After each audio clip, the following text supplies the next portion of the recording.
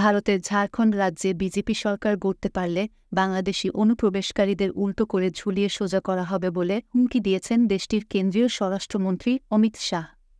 রাজ্য বিধানসভা নির্বাচন সামনে রেখে গত শুক্রবার ঝাড়খণ্ডের সাহেবগঞ্জ জেলায় পরিবর্তন যাত্রার উদ্বোধন উপলক্ষে আয়োজিত সমাবেশে দেওয়া ভাষণে অমিত শাহ এই হুমকি দেন।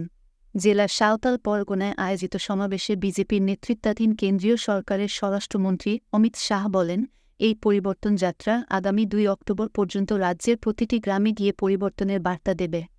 পরিবর্তন প্রসঙ্গে অমিত শাহ বলেন, কিসের জন্য পরিবর্তন? ঝাড়খণ্ডে মুখ্যমন্ত্রী বদলানো নয়, এমনকি বিজেপিকে ক্ষমতায় আনাও নয়। এই দুর্নীতিবাদ সরকারকে সরিয়ে দুর্নীতি দমন করতে এমন একটি সরকার আনার জন্য পরিবর্তন করতে।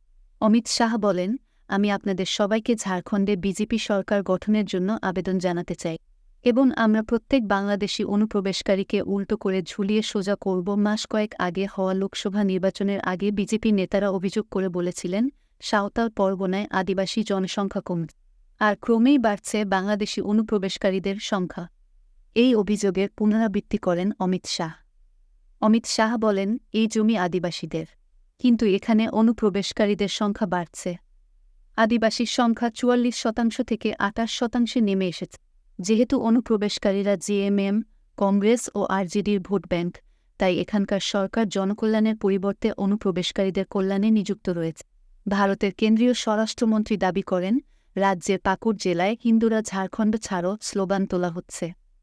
অমিত শাহ বলেন, বাংলাদেশ থেকে অনুপ্রবেশের বিষয়টি তদন্তের জন্য ঝাড়খণ্ড হাইকোর্ট একটি কমিটি গঠনের নির্দেশ দেওয়ায় তিনি আদালতকে ধন্যবাদ জানাতে চান।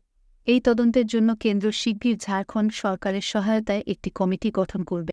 ঝাড়খণ্ড মুক্তি মোর্চার জেএমএম হেমন্ত সোরেনের নেতৃত্বাধীন জোট সরকারকে দেশের সবচেয়ে দুর্নীতিগ্রস্ত সরকার হিসেবে অভিহিত করেন অমিত শাহ।